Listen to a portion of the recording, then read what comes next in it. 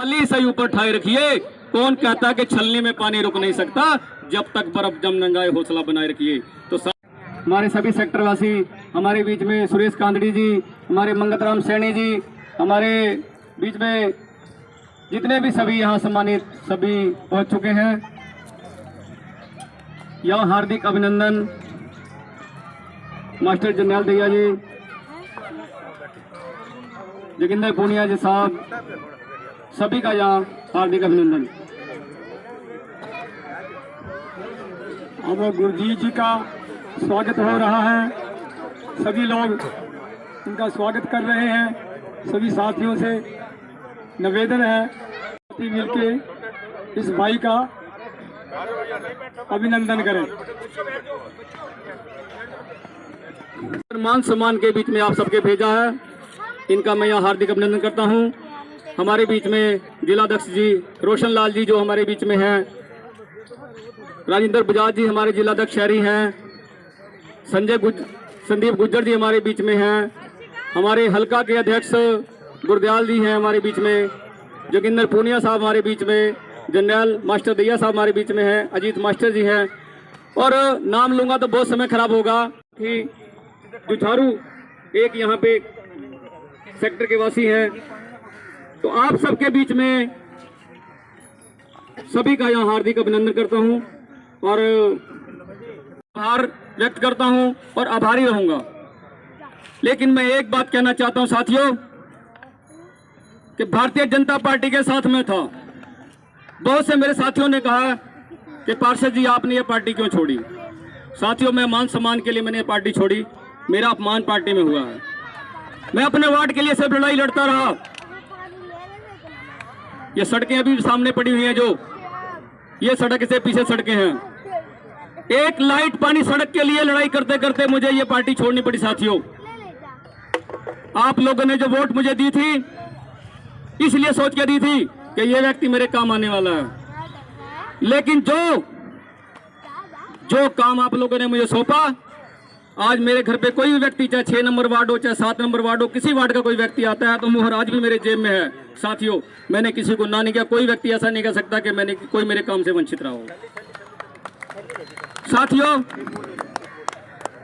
अगर हम लाइट पानी सड़क ही नहीं जनता को दे पाए तो ऐसा राज हमें नहीं चाहिए।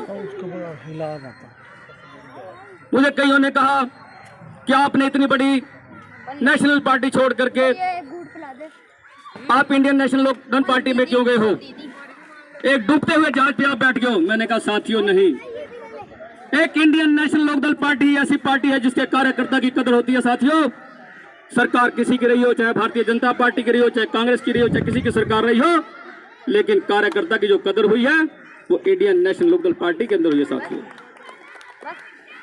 मेरी किसी आप जैसे किसी व्यक्ति से बात हुई, उन्होंने कहा पार्षद जी आप बहुत ही चिंतित रहते हो।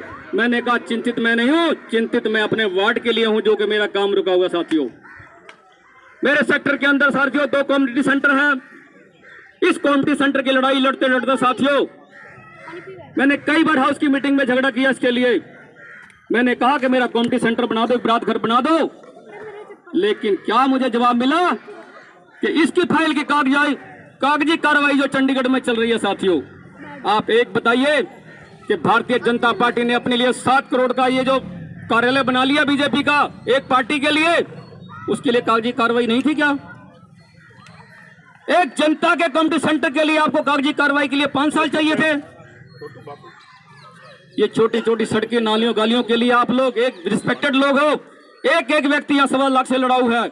मैं बार बार एक ही बात कहता था कि यहाँ 500 व्यक्ति 5000 के बराबर है। साथियों, मुझे बड़ा गर्व है जब मैं किसी शहर में जाता हूँ, किसी गांव में जाता हूँ, किसी वार्ड में जाता हूँ, तो लोग एक बात कहते हैं कि राम आश्रय जी वीआईपी एरिया से पार्षद हैं, जो सारा शाहपुरे शहर का करीम है।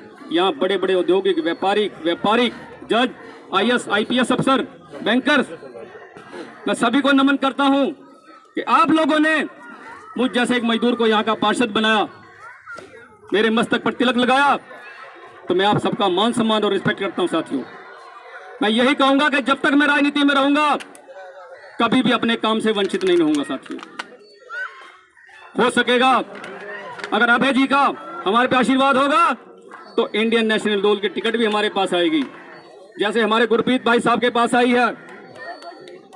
ये भाई 28 साल का है, हाई कोर्ट में प्रैक्टिस करता है, लेकिन इस भाई का जज्बा आप लोग देखना साथियों।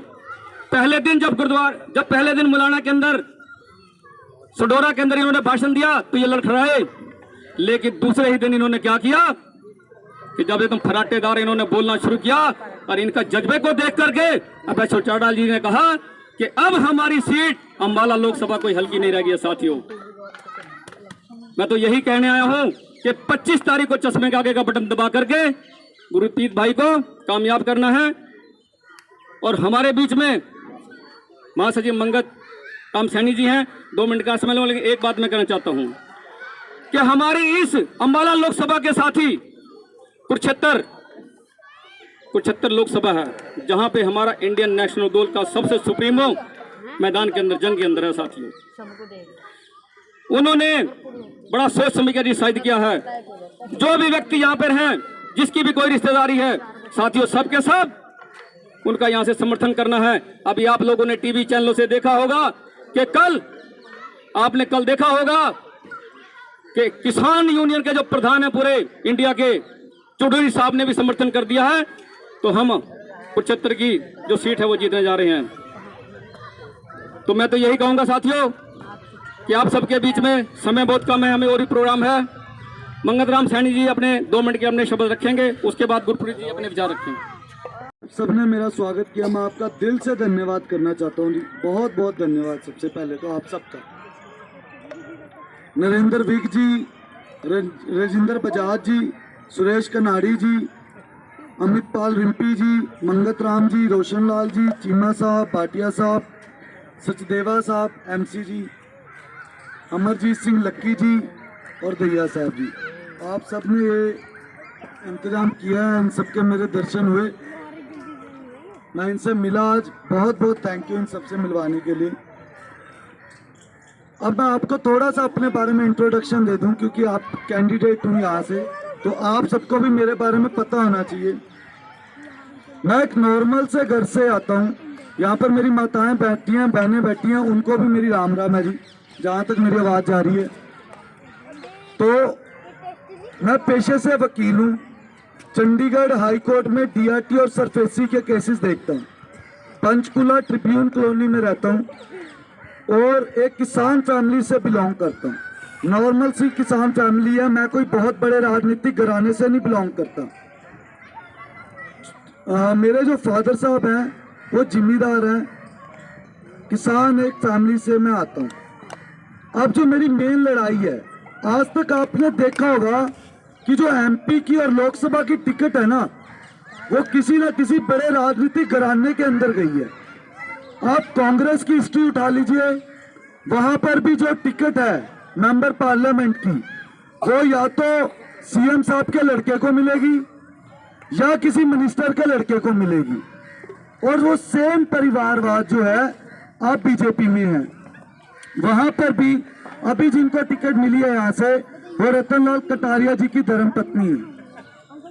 तो मेरा इनसे सिर्फ एक ही सवाल है कि आपने राजनीति को एक ही घर की मलकियत क्यों बना ली है?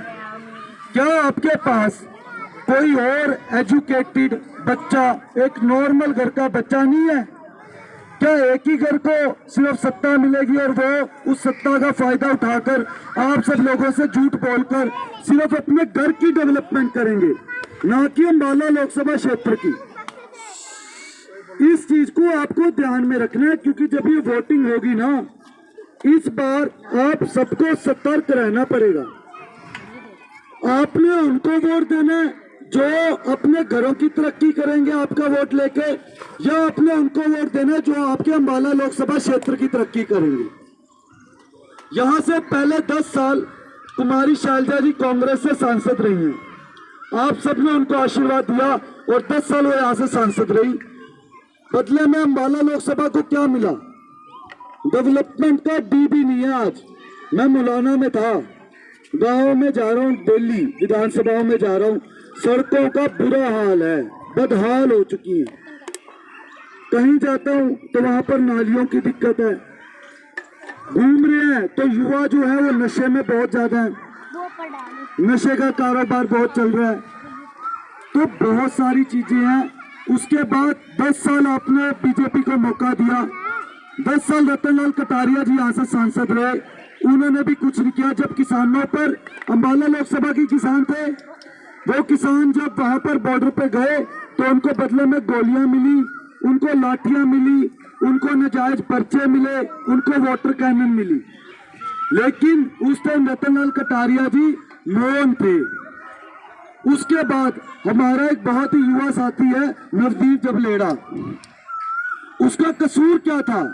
उसका कसूर इतना था कि वो किसान आंदोलन में चला गया शंभू बॉर्डर। उसके बाद एक फतवा जारी कर दिया गया इस सरकार की तरफ से कि अगर कोई भी युवा शंभू बॉर्डर पर दिखा तो उसके पासपोर्ट कैंसिल कर दिए जाएंगे। यह फतवा जारी हुआ था, और फतवा वो लोग जारी करते हैं जो तानाशाही करना जानते हैं।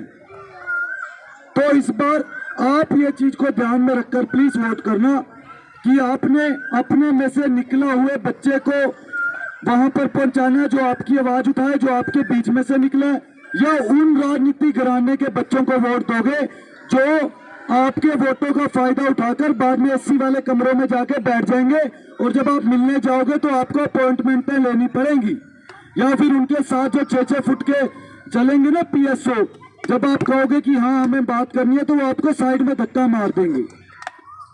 तो ये फैसला अब आपने करना है।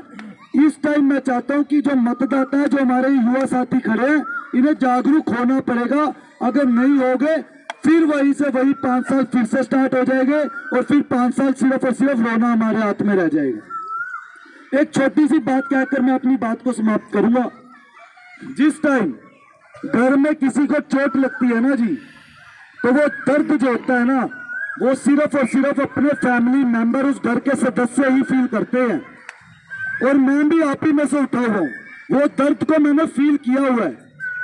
मैं भी पढ़ा लिखा था, मैंने भी फॉर्म भरे जुडिशरी के, लेकिन कितनी बार जुडिशरी के यहाँ पर एग्जाम निकले, पिछली बार 250 पोस्टें निकली, भर्ती कितनी की हुई? 40 भर्तियां हुई थी, 40 से 50, बाकी भर्तियां छोड़ दी गई। उसके बाद जुडिशरी के एग्जाम ही नहीं निकले। पहले तो ये निकले थे हरियाणा जुडिशरी के, तो काफी टाइम के बाद निकले, और जितने टाइम में बच्चा पढ़ता है तब तक उसकी एज एलिजिबिलिटी क्राइटेरिया ही खत्म हो जाता है। तो इस बार आप प्लीज इस बारे में सोच कर वोट देना, क्योंकि वोटिंग बहुत जरूरी है, और उतना ही जरूरी है उसको सोच कर देना। तो इतनी आप सबसे रिक्वेस्ट करने आया हूं। एक बात, थोड़ी सी एक बात मैं सिर्फ बोल दूं, जिनको अभी कांग्रेस से टिकट मिली है ना जी, एक चीज का जरूर ध्यान रखना, वो विधायक है प्रेजेंट, और उन्हीं की मुलाना विधानसभा में सड़कें टूटी पड़ी हैं। जो आदमी अपनी विधानसभा की डेवलपमेंट नहीं कर सका ना, वो लोकसभा की डेवलपमेंट क्या करेगा? जब वो आपसे वोट मांगने आए तो पूछना जरूर कि तू अगर भाई, अगर आप अपनी विधानसभा की भी तरक्की कर सके, आप अंबाला लोकसभा में तो 9 विधानसभाएं आती हैं, आप उसकी तरक्की क्या करोगे? ये तो वही बात होगी, पहले मैं छोटा लुटेरा था, मुझे बड़ा लुटेरा बनना है। तो सोच समझ के वोट जरूर डालना इस बार, जिसको भी डालना है सोच समझ के डालना। और एक बार चौधरी अभय सिंह चौटाला जी की इस कुर्बानी को जरूर याद रखना। कांग्रेस के पास 30 MLA थे, इंडियन नेशनल लोकदल एक लौती पार्टी थी जिसके पास सिर्फ और सिर्फ एक ही MLA था, और वो थे चौधरी अभय सिंह चौटाला। लेकिन उन्होंने आप सबके लिए, जनता के लिए, उन्होंने वो सीट भी त्याग कर दी थी। अगर वो सीट वो दोबारा ना जीत पाते तो आज शायद इंडियन नेशनल लोकदल पार्टी खत्म हो जाती।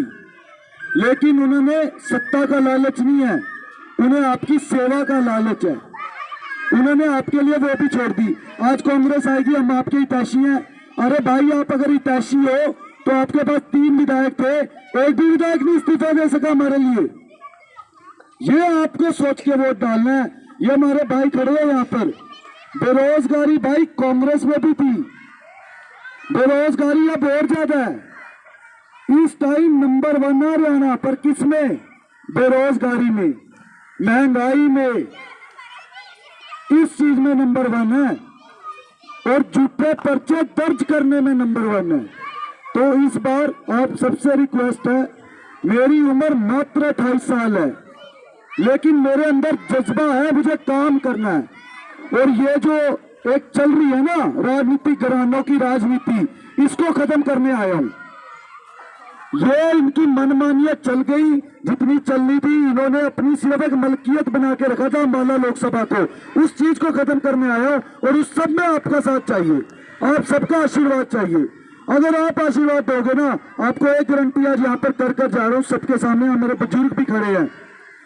आप जिसके आगे भी अपनी मेरी अगर वो करोगे ना सिफारिश कि इस बेटे को जरूर वोट डालना, आपको एक वादा करके जा रहा हूँ, अगर आप आशीर्वाद दे दो और मैं 6 महीने के अंदर बनने के बाद 6 महीने के अंदर ऐसे ऐसे काम कर दूंगा, आपको खुद लोग आके कहेंगे जिस बेटे की सिफारिश करके गए थे उस बेटे ने काम किया है और काम ही करने आया हूं। बहुत लूट लिया, बहुत लूट के खा गई संभाला क्षेत्र को और डेवलपमेंट का डी भी नहीं दिखा इधर। तो अब आप सब पर है, आपको मेरे विचार पता होने चाहिए। आपका कैंडिडेट हूं, आपका बच्चा हूं, आपको जब किसी के आगे सिफारिश करो तो आपको मेरे विचार पता होने चाहिए, वो बहुत जरूरी है। इसलिए मैंने अपने विचार और अपने बारे में आपको बताया। आप सबने मेरी बात सुनी, बहुत बहुत दिल से धन्यवाद। एक बार मैं फतेह गजा के अपनी जी वो चीज है इनू भाषण में विराम देवांगा जी। वाहिगुरू जी का खालसा, वाहिगुरू जी की फतेह।